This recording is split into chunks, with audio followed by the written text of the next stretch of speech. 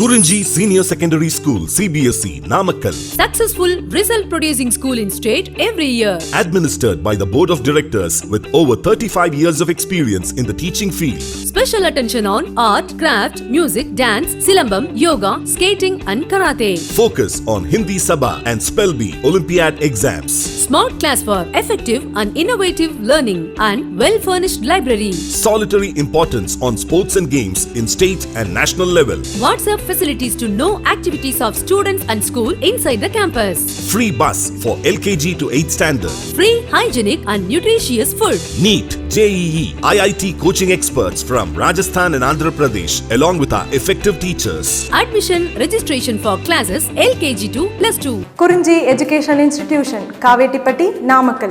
Admission in progress. CBSE, KG to 12, contact 9025895176. Metric 6 to 12, contact 9344567484. For online admission, log on to www.kurunjischoolnkl.in. Okay ma, so now in this video, now we are going to discuss about Archaebacteria. Okay, Archaebacteria. What is information of this Archaebacteria? Now it represents the most ancient and primitive group of bacteria. Don't forget, Archaebacteria is most ancient and primitive group of bacteria. So there, our knowledge point of view, in previous class I have given information regarding kingdom Monera. So kingdom Monera is divided into two types I said. So what are those? One is Eubacteria and one more is Archaebacteria. So now first one let us start to learn the Archaebacteria. So that represents the most ancient and primitive group of bacteria, hence it is known as living fossils. It is very very important, don't forget this one. So because of the primitive nature and because of the ancient most ancient case concerned, so these Archaebacteria members we are calling as living fossils. Living fossils. Now, so they live under extremely harsh conditions like salt ponds and one more is hot springs. Means here they can survive in very unfavorable conditions, very extremely harsh conditions. So very unfavorable conditions. So what are those? So for example, salt ponds and one more is hot springs and etc. So examples, one or two examples enough. So for understanding the habitat. Next one. So these Archaebacteria members are characterized by the absence of mucopeptide substances in the cell walls. Suppose here if you take normal bacteria or the Eubacteria members, definitely there. So normal bacteria concerned there, mucopeptides are present. Okay, mucopeptides are present in case of normal bacteria, but here in Archaebacteria, so absence of mucopeptide substances we are observing. Means here pseudomuramic acid. So pseudomuramic acid is present in Archaebacteria in the cell walls of Archaebacteria. Now, so here these cell walls means here the substance absence of mucopeptide we are observing now. So these substances or absence of mucopeptide substances are present in cell walls. So they contain pseudomurin. So what now only I said that this is absence of mucopeptide we can be taken as pseudomurin is made up of two different types of sugars. One more time. So archaebacterial cell wall is definitely made up of with pseudomurin. So in the cell walls, so definitely, so this pseudomurin is made up of with two types of sugars. So what are those two types of sugars namely are important? So what are those? Now first one is NAG and one more is NAT. NAG is nothing but N-acetyl glucosamine. N-acetyl glucosamine, and second one is N-acetyl talosaminuronic acid. One more is talosaminuronic acid. Means here two types of sugars are definitely involved in formation of pseudomurin. So now here two types of sugars, one is NAG and one more is NAD. So because of this feature, so means because of this feature, archaebacteria can survive in extreme conditions. Means here, so once you see that this here, the cell wall is made up of pseudomurine. So this pseudomurine consists of two types of sugars. So there one is NAG and one more is NAD. So these archaebacteria can survive in extremely conditions or extreme conditions. So there extreme conditions means very unfavorable conditions or very dangerous conditions. Also these bacteria can survive. Why? Because of the pseudomurine, or because of the presence of two types of sugars in pseudomurine, NAG and one more is NAD. Next one, cell wall is characterized by branched chain lipids. So here if you take this cell wall, no, there definitely, so branched chain lipids are present. Branched chain lipids are present which impart protection from the harmful radiation. So here when this cell wall is characterized by branch chain lipids, so this cell wall is characterized by branch chain lipids which impart protection from the harmful radiations, means because of the presence of branched chain lipids. So here this particular archaebacteria members are protected from the harmful radiations. Okay, next one, next information concerned, these archaebacteria members may survive or simply I will give you likewise. So these archaebacteria members we can be divided into obligate anaerobes and one more is facultative anaerobes. Obligate anaerobes best examples are, so one is methanogens and one more is halophiles.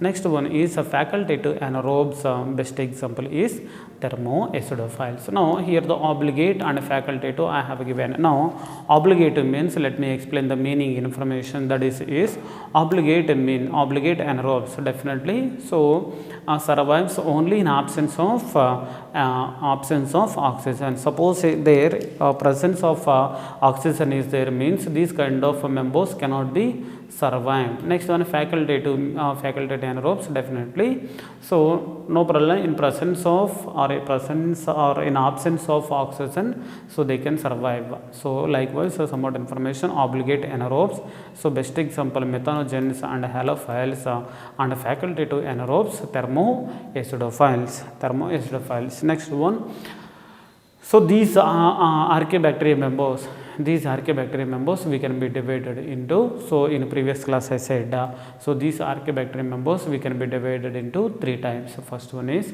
methanogens, second one is halophiles, and third one is thermoacidophiles. So this is information, so let us learn now. So first one, let us start with methanogens. So methanogens, now you see that these methanogens act on organic compounds like formic acid and convert it into carbon dioxide plus methane. So means methanogens. So methanogens means the organisms which can produce methane. Combinedly we will be calling as methanogens. One more time you see there, methanogen. Gen is nothing but meaning production. Which one is going to be produced? Methane. So that's why here methanogens. So now they act on organic compounds like formic acid and convert it into carbon dioxide plus formic acid into carbon dioxide plus methane, CH4. This ability is exploited in the production of the methane inside the gobar gas plants. Means this kind of ability, so that is only we are doing or we are improving, exploiting in the production of methane, inside the gobar gas plants. Means in gobar gas plants we are producing gobar gas, so the biogas, because of the activity of methanogens. So these methanogens are responsible for the production of gobar gas.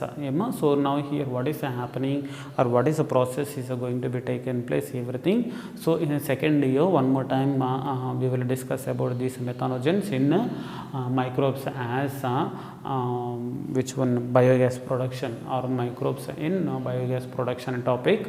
So I will give you some more information regarding biogas production. Next one, now here some of the methanogenic archaebacteria live as symbionts inside the rumen of cattle. So here some kind of methanogenic archaebacteria. So here if you concentrate on this one, some kind of methanogenic archaebacteria members, where it is present?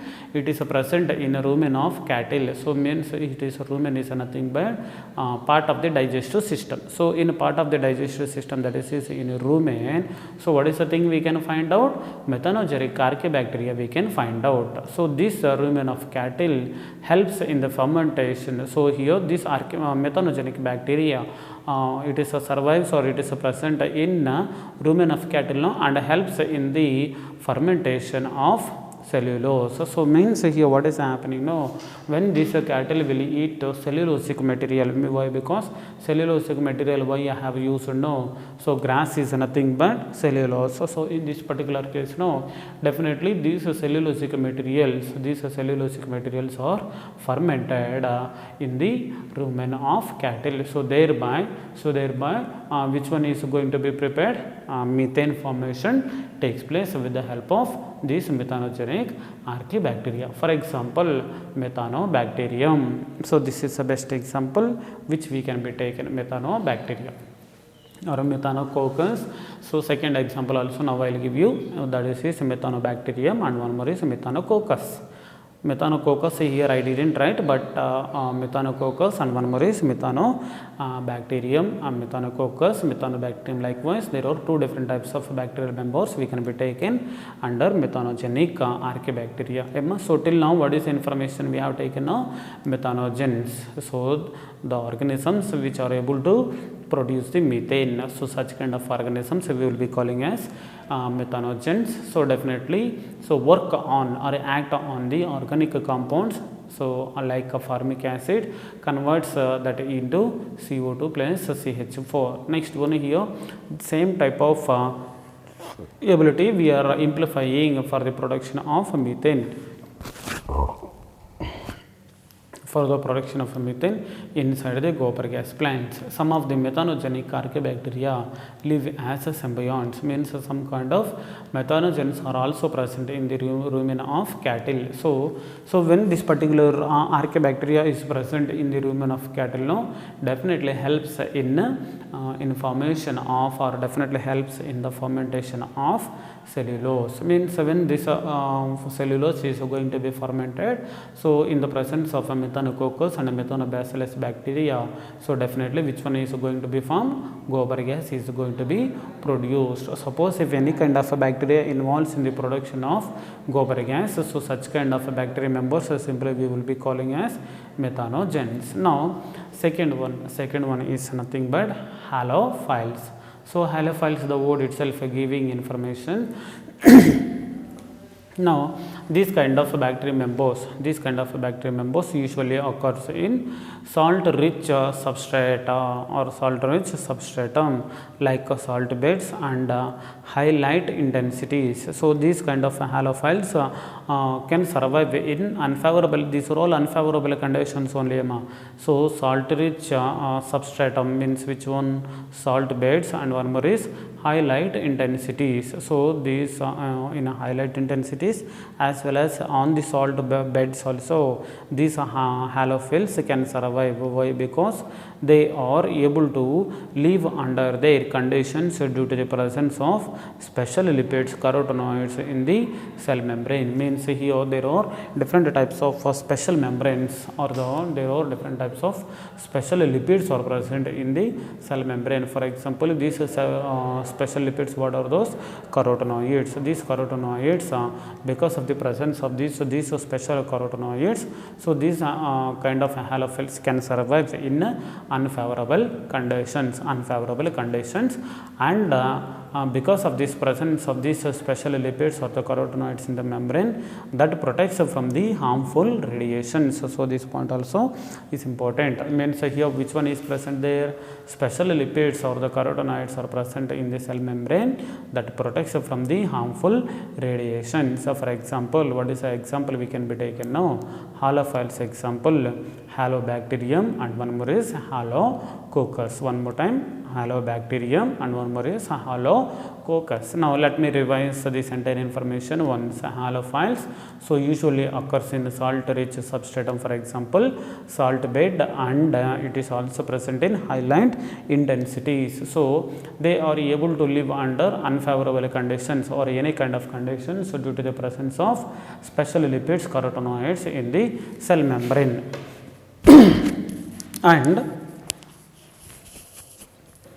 and that protects from these carotenoids or the special lipids protects from the harmful radiations. So for example, what are the examples here we can be taken now? So what are the example now we are taking here is, once you see there the examples, or one is Halobacterium and one more is Halococcus, and one more is Halobacterium. These two are best examples which are coming under halophiles. Next one, thermoacidophiles. So here the thermoacidophiles is a third one. So under thermoacidophiles, what are the points? That have dual ability to tolerate high temperatures as well as high acidity, means thermoacidophiles. Now if you see that structure, means if you see that name, so what is the point we are remembering? Thermo means these kind of bacteria can survive in high temperature conditions. Next one, acidophiles, acid conditions, means so these bacteria members can survive in acid conditions also, means here the bacteria which can survive in can survive in high temperatures, and the bacteria can survive in high acidic conditions. So such kind of a bacteria simply we will be calling as thermoacidophiles. Means here that have dual ability to tolerate. So it has a dual ability to tolerate. That's why so such kind of a bacteria we have given a name as thermoacidophiles. Means dual nature or the dual ability. What is the dual ability? That can survive in high temperature conditions as well as that can survive in high acidity conditions. Next one, often, so these thermoacidophiles often live in hot sulfur springs. So generally, so these are all present in hot sulfur springs. Best example, don't forget this one, hot sulfur springs where the temperature may be high, means here 80 degrees centigrade above and pH is very low. No, means where generally if you see these hot springs, means hot sulfur springs, there generally general temperature is will be 80 degrees centigrade and pH is very low. Okay, so such kind of means here this kind of thermoacidophiles. So because of the surveillance of these such kind of harshful conditions, we have given a name as thermoacidophiles. Next one, these thermoacidophiles are able to flourish, so are able to develop, are able to survive under high temperatures as well as low pH. So how it is surviving, sir, in that particular unfavorable conditions? Means here one point we have to understand, that is due to the special branched chain lipids. So because of the presence of special branched chain lipids in the cell membrane. So because of the presence of special branched chain lipids in the membrane, so these thermoacidophiles can survive in high temperature conditions as well as high acidity conditions. Next one, the presence of these enzymes and so not only means here till now we have seen that one, which one, because of the presence of special branched chain we are taking, special branched chain lipids we are taking. No, not only the this one best point here. So here presence of enzymes also, means here our knowledge concerned, or what is the point here I have to give explanation. No, generally enzymes so can work Generally enzymes can work very effectively up to 40 degrees centigrade, but here in thermoacidophiles bacteria members, definitely bacteria members, the enzymes which are present in the bacteria members can survive or can be resistant. So these enzymes are very resistant to the high temperature conditions as well as low pH conditions. Means actually now only I have given explanation. Generally enzymes can work or can functionally be active up to 40 degrees centigrade, I said now, but here generally these kind of acidophils can survive easily up to 80 degrees centigrade or in 80 degrees centigrade, and pH is very less. Now only we have discussed. Means here in that particular temperature also some kind of enzymes will be very functional. So that kind of a functional enzymes are definitely will be resistant to the high temperatures as well as low pH conditions. So in this particular case, what is the point? For the surveillance of these thermoacidophiles, not only the involvement of special branched chain lipids, and there is involvement of different types of enzymes. So because of the activity of enzymes, these thermoacidophiles surviving or resisting, showing the resistance in that harsh atmospheric conditions. Now these thermoacidophiles are chemoautotropes. Don't forget these thermoacidophiles are chemoautotropes. These thermoacidophiles are chemoautotropes. Means here the chemoautotropes means has the capability to perform the process of photosynthesis, but they will use the chemicals or the different types of chemicals. By using of different types of chemicals prepares the food materials. That's why these organisms we are calling as chemoautotropes. Next one, they obtain energy by oxidizing inorganic sulfur to sulfuric acid. Means here definitely these thermoacidophiles gets the energy or obtain the energy.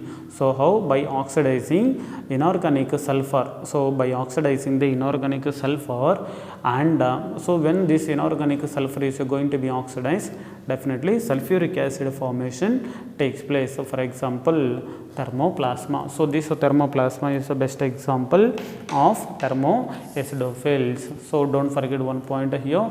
So these thermoacidophiles are chemoautotropes. Don't forget, it is important point. So these thermoacidophiles are chemoautotropes, definitely obtain energy from the oxidizing of inorganic sulfur. So when this inorganic sulfur is going to be oxidized, definitely sulfuric acid formation takes place. So for example, so these thermoacidophiles example, best example is thermoplasma.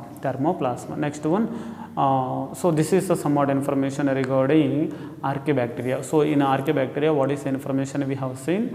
So till now we have seen the information regarding methanogens, halophiles, and third one is thermoacidophiles. Next one, let us start to learn the information regarding eubacteria. So in previous class itself I have given information regarding eubacteria.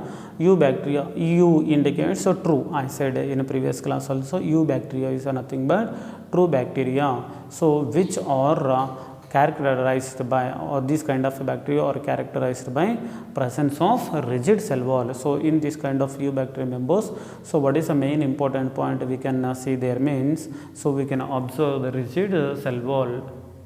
Okay, eubacteria. So this eubacteria, why we are calling as a eubacteria means, first of all, eubacteria meaning is true bacteria, so which is characterized by presence of rigid cell wall. So this is an important point for NEET examinations, so try to save this point in your mind. Means eubacteria means true bacteria. So main important character of this eubacteria is presence of rigid cell wall. So in this particular bacteria members, definitely we are observing presence of rigid cell wall. So this is the main important character.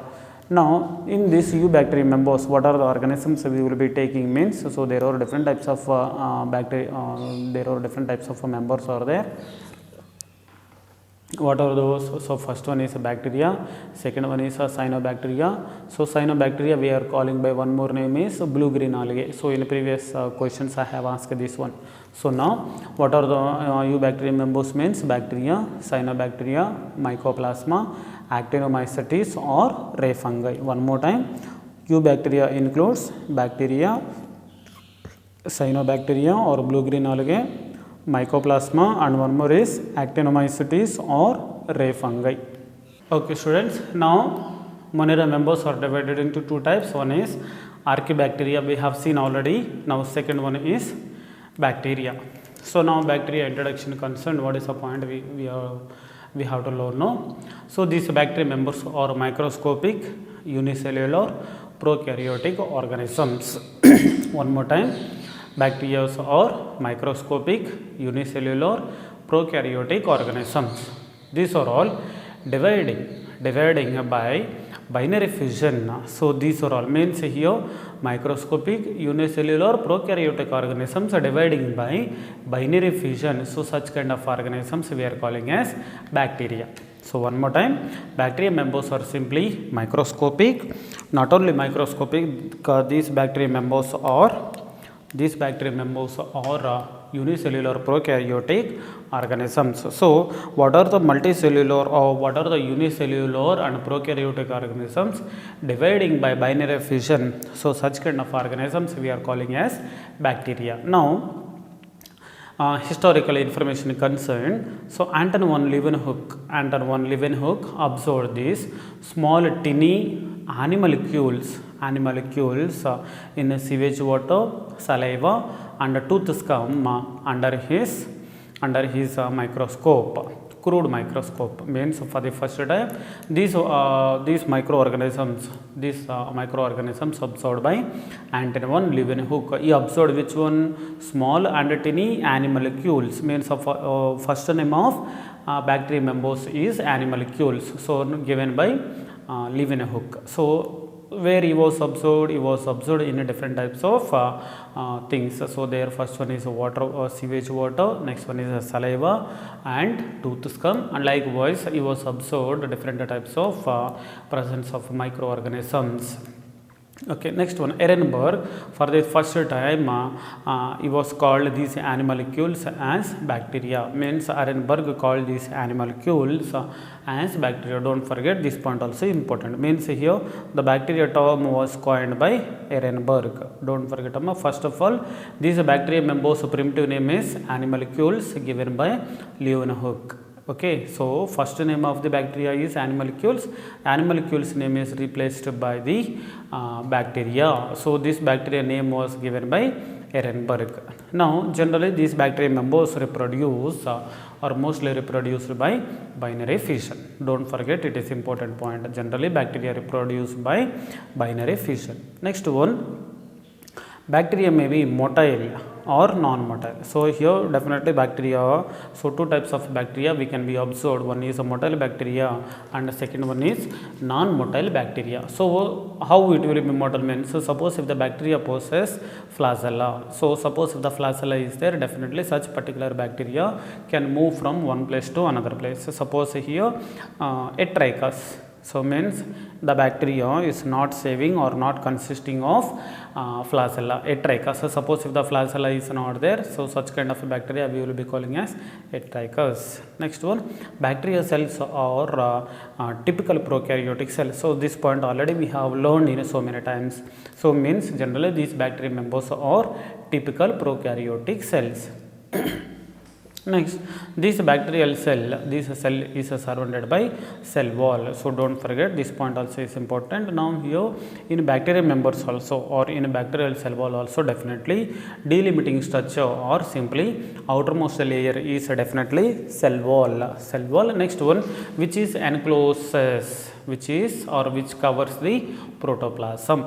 Okay, which covers the protoplasm. So likewise here somewhat information we can be seen. Now cytoplasm concerned. So this particular cytoplasm consists of ribosomes. So ribosomes also present here in this bacterial members. So what are the types of, or what is the type of ribosomes are present means there 70S type of ribosomes are present.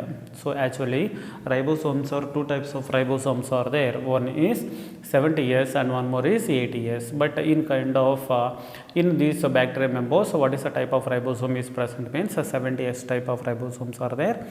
So subunits are One is 50 years and one more is 30 years. So don't add. So suppose if you add means 80 or so the 80 comes. So but you don't add, just you learn this one as 70 years subunits. So 50 years as well as 30 years.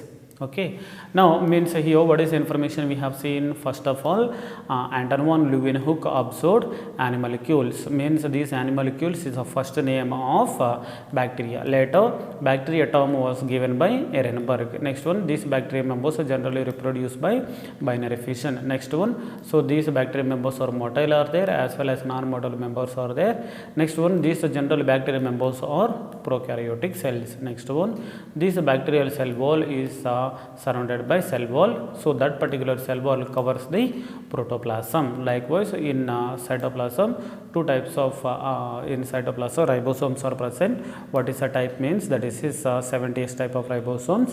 70s type of ribosomes, so subunits two are there, one is 50 years and one more is 30 years. 50 years and 30 years, likewise two different types of subunits are present. Next one, bacterial nucleoid. So nucleoid is nothing but which one, like a nucleus. So okay, but here in prokaryotic members, which one is absent? Nuclear membrane is absent. Already we have learned that point. Means here this bacterial nucleoid contains a single circular DNA. So means bacterial nucleoid contains, means nucleoid is nothing but undeveloped nucleus. So or premature nucleus we can be taken. Why? Because this particular nucleus is not surrounded by nuclear membrane. Okay, so this bacterial nucleoid contains of single circular DNA. So this is not enclosed by. Why? Because so here reason I have given before only, but down I have written once, you see there. So why we are calling that one as nucleoid means because it is not enclosed by nuclear membrane. So here nuclear membrane is absent. Next one, it is located in a distinct region of the cell is known as nucleoid. Means here this point how we have to remember now. In prokaryotic cell, in prokaryotic cell premature nucleus is present, or simply in prokaryotic cells nucleus is not surrounded by nuclear membrane. So in that particular case, definitely genetic material of the prokaryotic cell floats in the cytoplasm. So such particular genetic material of the bacterial cell we can be taken as nucleoid. So likewise you can remember this information. Next one, the DNA is circular and double stranded. This point is important. Means why this point is important means definitely this question they will ask in a NEET examination. So how means suppose the prokaryotes are there, or suppose if a bacteria members are there, DNA is circular and double stranded. Suppose if you remember this one means definitely you can get 4 marks. Means that is circular. In prokaryotes DNA is circular and double stranded. Okay, next one, it lacks of histone proteins. Means here which one is absent? In prokaryotic DNA histone proteins are absent. Histone proteins are absent. That's why because of the absence of histone proteins, so we are calling this DNA as a naked DNA. Don't forget this point also is important. Means here the naked DNA is present. Why we are calling as this DNA as a naked DNA means because of the absence of histone proteins. Next one, bacterial nucleoid is also known as one more name. So that is nothing but prochromosome. So don't forget, or incipient DNA. So one more name also is there that I didn't write, or but through my voice you can get incipient, incipient, incipient DNA. So means bacterial nucleoid. Now two names are there. One is nucleoid and one more is prochromosome. Now third name is incipient DNA. Incipient. Don't forget this point also is important. Next one, in addition to the nucleoid, bacteria often contains. So means in addition to the nucleoid means here one genetic material is there now. So in some kind of bacteria members along with the nucleoid, one more genetic material means extra chromosomal double stranded DNA is present. Means so that is only we will be calling as plasmid. Now plasmid is nothing but, so what is the thing? So small circular extra chromosomal double stranded double stranded DNA molecule in the cytoplasm we will be calling as plasmid. Generally this plasmid helps in a changing of a foreign DNA from one organism to another organism. This plasmid only we will be using as a vector, and this plasmid is responsible, or that is definitely responsible for the changing of phenotypic characters of a host. So likewise some more information we can base in. So still diagrammatically information regarding the bacterial members I need to explain. So in the next video I will explain regarding diagrammatical explanation and remaining information of bacteria. So don't forget, so here what is the information I have covered now? Definitely, so the bacterial nucleus is not covered by nuclear membrane. That's why that particular nucleus we are calling as premature nucleus, we will be calling as nucleoid. So that is single circular DNA. Now this DNA is circular and double stranded. So there which one is absent means histone proteins are absent. So that particular DNA we will be calling as naked DNA. Next one, this particular bacterial nucleoid thing we will be calling as by one more name, that is suprochromosome or incipient DNA. Next one, along with this particular nucleoid, this some kind of a bacterial members contains plasmid. Now plasmid is nothing but extracircular small circular extra chromosomal double stranded DNA. So this is some more information regarding plasmid. So this plasmid may helps in transformation of desirable genetic material from the one organism to another organism, and this one also helps in helps in phenotypic characters, means because of the presence of this plasmid, so that particular organism so regulates the phenotypic characters. So this is a small information regarding bacteria.